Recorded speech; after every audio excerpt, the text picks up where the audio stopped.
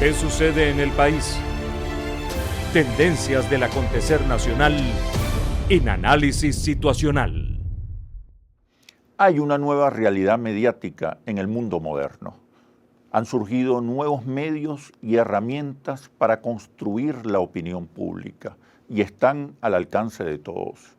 ¿Cómo se expresa esta nueva realidad en nuestro país? ¿Existe contra Venezuela una guerra transmediática para afectar la economía nacional y reconstruir la opinión pública? ¿Acaso está en marcha un golpe mediático contra el Estado venezolano, pero esta vez con epicentro internacional? ¿Cuál es el estado de la libertad de expresión en Venezuela? Esta es la situación que analizaremos a continuación. Soy Oscar Chemmel y les doy la bienvenida a este nuevo análisis situacional. Hoy nos acompaña Miguel Ángel Pérez Pirela, investigador y comunicador, licenciado en Filosofía y Letras, doctorado en Filosofía en la Universidad Gregoriana de Roma, postdoctorado en la Universidad La Sorbona. Actualmente conduce el programa Cayendo y Corriendo por Venezolana de Televisión e Infraganti por Telesur. Además dirige el portal web La Iguana y es muy activo y está muy activo en las redes sociales. Bienvenido, Miguel Ángel, a este análisis situacional. Un orgullo para mí, Chemmel. Gracias por la invitación a este prestigioso programa. Ahora se puede decir porque ya lleva un camino. Y con mucha sintonía. No lo dudo. Se acusa que en Venezuela no hay libertad de expresión. Y sin tomar en cuenta el carácter de clase, los intereses que hay detrás de los medios. ¿Qué evaluación tienes tú acerca de la libertad de expresión en Venezuela? Antes de hablar de Venezuela, creo que es importante situar a Venezuela dentro del contexto latinoamericano, donde fenómenos como la Sociedad Interamericana de Prensa, que se erige como el defensor de la libertad de expresión ante organismos internacionales fuera del hemisferio y dentro del hemisferio, han tenido una especie de dictadura mediática de los dueños de medios de comunicación entendidos como empresas y no como vehículos de los contenidos y mensajes de la mayoría de los ciudadanos latinoamericanos. En ese sentido hay una frase que yo suelo decir, y es que en Venezuela no hay libertad de expresión, sino de expresión, impresión y presión por parte de los dueños de medios de comunicación. En Venezuela, el chavismo ha instaurado eso que podríamos llamar una democracia total, una democracia absoluta, donde todos pueden decir lo que quieran, cuando quieran y donde quieran. Ahora, si se critica el hecho que en estos últimos 15 años no solamente han crecido porque se han crecido los medios de comunicación privados, impresos, audiovisuales, digitales, en la 2.0, también han crecido los medios de comunicación públicos. A imagen y semejanza, por cierto, de los medios de comunicación públicos de Inglaterra, donde existe una variedad de medios de comunicación privados, pero fuertes medios de comunicación públicos. De Francia, por ejemplo, o incluso de España, donde la decisión de un primer ministro o un presidente es directamente proporcional a la gerencia que tendrán los fortísimos medios de comunicación públicos. En Venezuela ha habido un grandísimo crecimiento, insisto yo, de los medios de comunicación privados, pero también de los públicos y, por cierto, y es un elemento fundamental, de los medios de comunicación alternativos, de los medios de comunicación populares. ¿Qué ha dado esto como resultado? Que se ha dado, en algunos casos, un equilibrio en eso que muchos llaman la batalla mediática o la guerra mediática. Un último elemento que creo que es fundamental tomar y citar. Por cierto, Interlaces hace unas 2 semanas daba los resultados de una encuesta en la cual, por identificación partidista, uno podía saber a qué medio de comunicación le creía más o menos. Y nos damos cuenta además que hay una grandísima penetración de medios de comunicación internacionales en Venezuela, no solamente de entretenimiento, sino también de información. La oposición fundamentalmente se ha conectado con los medios internacionales.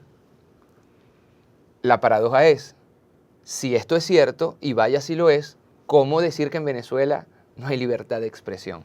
Si incluso, a contrapelo de muchísimos otros países, los medios internacionales tienen un papel preponderante en la creación de opinión pública, cosa que no pasa ni en Francia, ni en Inglaterra, ni en los Estados Unidos. Sí, porque además de ser negocios, son mecanismos de control social, de control cultural, de control sobre la opinión pública.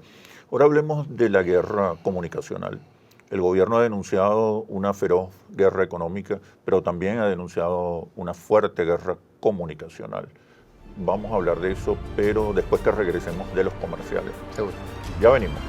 ¿Qué sucede en el país? Tendencias del acontecer nacional en Análisis Situacional.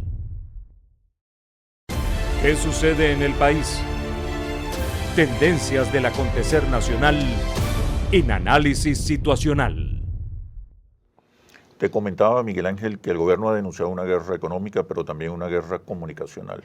Venezuela quizás es el único país del mundo donde en el año 2002 se ejecutó y dirigió un golpe de Estado por los medios de comunicación. ¿Está realmente Venezuela atacada mediáticamente o es una especulación?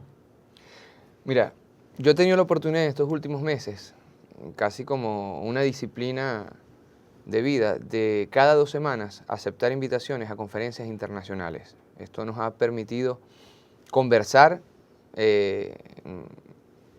reflexionar, discutir países tan variopintos como República Dominicana, donde estuvimos en la universidad, por ejemplo, en Cuba, donde estuvimos en La Habana, hablándole a todo el mundo diplomático y comunicacional, en Curazao, donde tuvimos la oportunidad de hablar en el Banco Central de Curazao y San Martín, poco hace en Nueva York, donde estuvimos en la Universidad de Nueva York. Y esta es una pregunta recurrente, porque la desinformación que existe internacionalmente sobre Venezuela no es una desinformación casual, es una desinformación causal.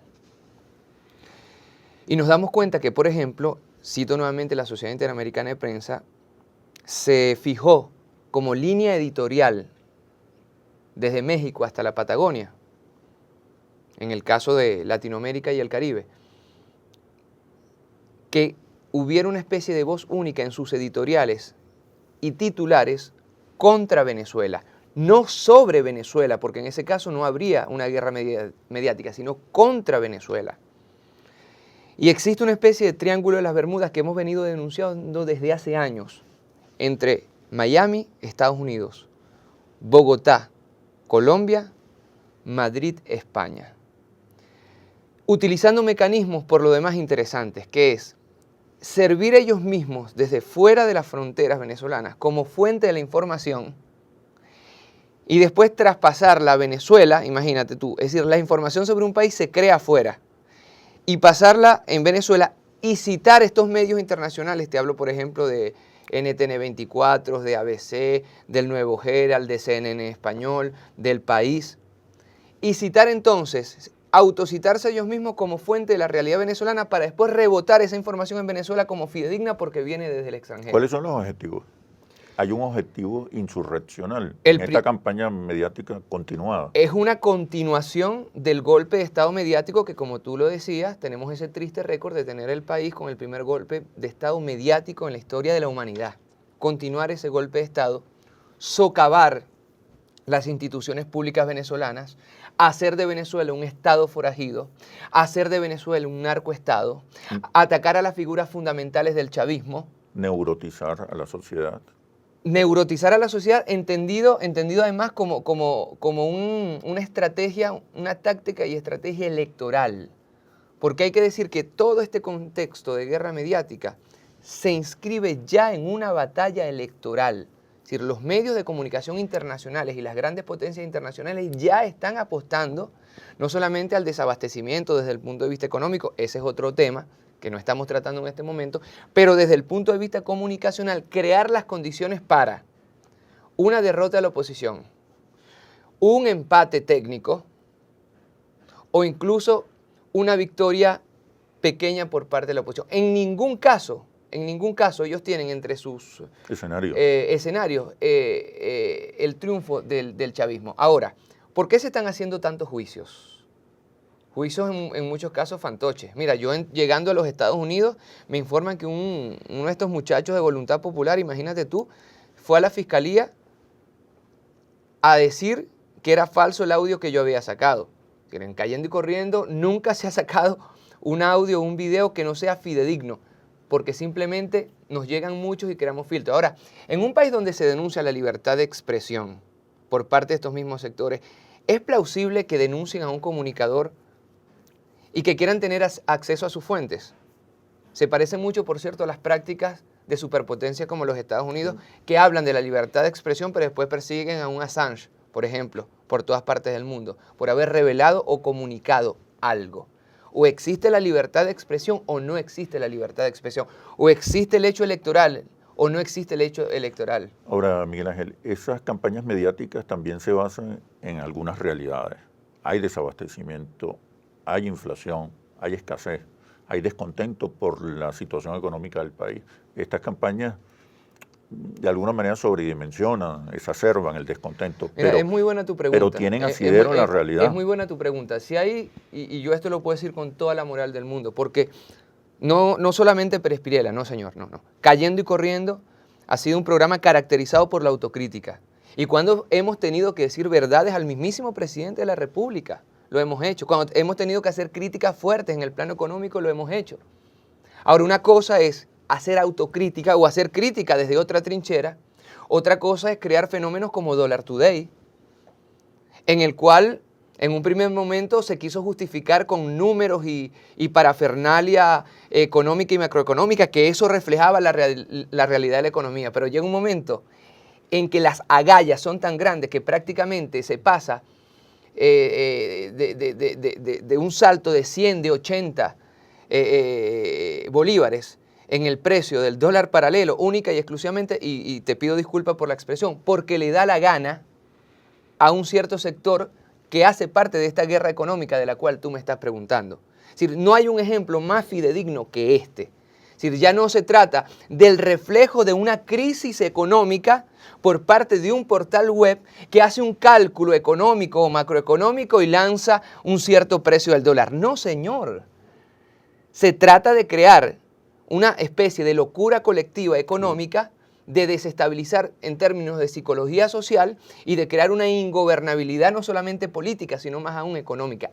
No hay mejor ejemplo de la guerra económica que el fenómeno de Dollar Today. Pero también esa guerra comunicacional aprovecha ciertas debilidades. Hay incertidumbre y por eso estos mecanismos de información han sido tan efectivos. ¿Cómo está respondiendo el gobierno? ¿Hay una política comunicacional? ¿Se considera la comunicación también un problema de seguridad nacional? Mira, yo, por delante la autocrítica, yo creo que en muchos casos se está dejando al presidente Nicolás Maduro ser el vocero de absolutamente todo. Creo que muchas veces se está dejando al presidente Nicolás Maduro, como en algunos casos se hizo con el presidente, con el comandante Chávez, ser la voz que afronta responsablemente y en toda circunstancia las realidades por más difícil que sea. Desde el punto de vista comunicacional, yo creo que es importante que en un país existan diferentes niveles de responsabilidad y diferentes vocerías. Y creo que es importante que en este caso se diversifiquen las vocerías y cada quien asuma las responsabilidades de los cargos que está ejerciendo. En muchos casos nosotros como comunicadores, yo no soy periodista, yo soy inocente, pero como comunicadores tratamos de buscar una fuente gubernamental y nos es muy difícil, porque decisiones importantes se terminan dando a partir de redes sociales o simplemente a partir de una gaceta oficial. Y tiene que ser el presidente Nicolás Maduro quien salga a dar la cara cuando no es necesariamente él que tiene que hacerlo en esa instancia o aquella instancia. Entonces. Es importante también, insisto yo, que se diversifique el nivel de vocerías y de responsabilidades. Claro está, no cabe duda y diversas encuestadoras lo han dicho, incluso Interlaces, que tú diriges, que el único liderazgo visible en Venezuela es el liderazgo de Nicolás Maduro. Ahora, ese liderazgo debe ser cuidado, debe ser acompañado, debe ser alimentado. Y eso es uno de los grandes retos comunicacionales que nosotros tenemos aquí en Venezuela. El venezolano de hoy no es el mismo venezolano de hace 15 años. Gracias a la Revolución Bolivariana incluso, es un venezolano que ha madurado social y políticamente. Se hace necesario hoy renovar el guión de la Revolución Bolivariana, pero la respuesta me la da después de los comerciales. Ya venimos. ¿Qué sucede en el país? Tendencias del acontecer nacional en análisis situacional. ¿Qué sucede en el país? Tendencias del acontecer nacional en análisis situacional.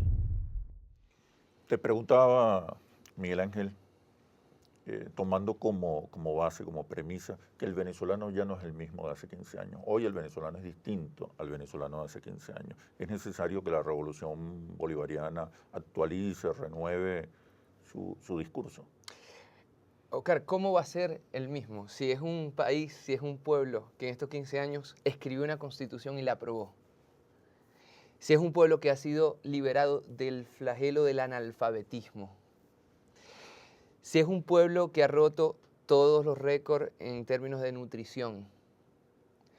Si es un pueblo con más de 3 millones de canaimitas para los niños.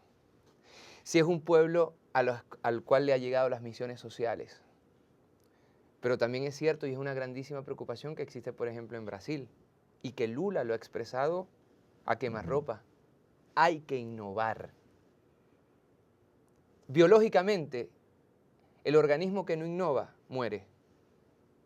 Nosotros nos acostamos con unas células y nos despertamos con otras. ¿Qué hay que cambiar? ¿Qué células hay que cambiar o renovar? Estamos hablando de la comunicación, ¿no? De la comunicación. Bueno, en el caso de la comunicación, cada día que pasa, la interacción entre los ciudadanos nacionales y mundiales cambia y se acelera.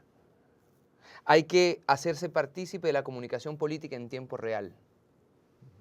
Hay que conocer la instantaneidad de la comunicación del siglo XXI, sobre todo llegados ya al 2015. Hay que saber que el ciudadano ahora es un ciudadano multimediático, que tiene en sus dispositivos la posibilidad de crear matrices de opinión y determinar la opinión pública. Hay que estudiar casos fundamentales, incluso en el mundo deportivo. Oscar, por ejemplo, si tú ves el Tour de France, la Vuelta a Francia, tú vas a ver en tiempo real cómo se monta todo un equipo para transmitir lo que está pasando y hacer ver en cada detalle del evento. Si tú te pones a ver la final de la NBA, puedes calcular en el tablero de la NBA cuántas cámaras hay, en las bases del tablero cuántas cámaras hay, el juego de luces, de sonido, los micrófonos que tienen incluso los directores técnicos cuando no deberían, porque incluso las estrategias que se están armando fuera del juego son un hecho mediático. Nosotros no podemos aplicar acaso eso al rol de una presidencia de la República, de unos ministerios, al rol del mismísimo poder popular para establecer estos mecanismos de la mediática 2.0 del siglo XXI y hacer una política en tiempo real incluso que comparta crítica y autocrítica de lo que funciona y no funciona. Nosotros no podíamos tener un mayor respeto, y no estoy hablando yo del marketing político de champú, como se quiso vender a Enrique Capriles Radonsky, que se desinfló. No. Es asumir el hecho comunicacional como un hecho político y el hecho político como un hecho comunicacional y crear los mecanismos y las estructuras técnicas para comunicar en tiempo real lo que está sucediendo. ¿Dónde queda el mensaje? Hemos hablado de sinergia de medios, pero ¿dónde está el mensaje? El nuevo mensaje. Lo conversábamos meses hace, Oscar, lo conversábamos meses hace. Es decir, los medios son medios y jamás fines. Hay de aquel que piense que el medio de comunicación es un fin en sí mismo. El medio de comunicación transmite un mensaje. Si este mensaje, si este medio de comunicación es desprovisto de contenido, es vacío. ¿Cuál es el mensaje clave en este momento para enfrentar la guerra comunicacional, en tu opinión? El mensaje más importante en estos momentos es hablarle con la absoluta verdad al pueblo de lo que está sucediendo y de lo que no está sucediendo y que viene de la guerra mediática. El mensaje fundamental en estos momentos es crear los mecanismos tecnológicos para traspasar al pueblo la posibilidad misma de comunicar. Que sea el pueblo el comunicador y no simplemente el receptor.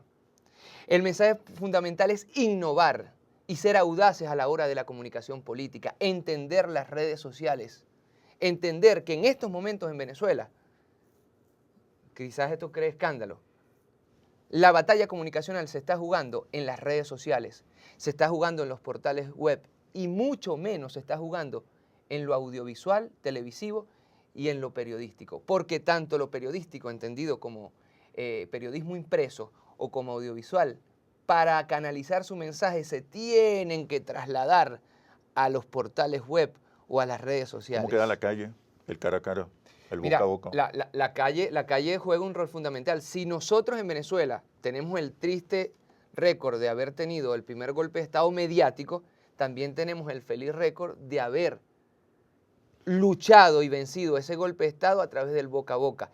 Pero es que el boca a boca hoy día también es tecnológico. En aquel momento era en muchos casos con los celulares. Hoy día es con Facebook, Twitter, Instagram. Muy importante el hecho de las páginas, de los portales web informativos, que es para donde, por cierto, la oposición migró. Hoy día la oposición está apostando el todo por el todo en los portales web, en las redes sociales, en donde, según encuestas, por cierto, de Interlace, la mayoría de los opositores accede a la información. Exacto. Bueno, Miguel Ángel, muchísimas gracias por este análisis situacional. Y ahora las conclusiones. Hoy el venezolano es un ciudadano multimediático y hay una construcción colectiva de la opinión pública. Sin embargo, no hay que desestimar el gigantesco poder transmediático de las grandes corporaciones para influir y moldear la conciencia social a través de campañas programadas y sistemáticas. Los nuevos campos de batalla, sociales y políticos, son ahora comunicacionales, son dinámicos y en tiempo real. Es necesario una estrategia que integre todos los medios y herramientas disponibles para comunicarse con las diversas audiencias de manera instantánea y permanente. Los medios no son un fin en sí mismo, son canales para transmitir contenidos. Los significados basados en la realidad percibida y experimentada son los que tienen la capacidad para producir los cambios. Así llegamos al final de este análisis situacional. Los invito a seguirnos con sus opiniones y reflexiones a través de nuestras cuentas @interlaces y @asituacional. Soy Oscar Chemmel y los espero en un próximo análisis situacional. Hasta pronto. ¿Qué sucede en el país? Tendencias del acontecer nacional en Análisis Situacional.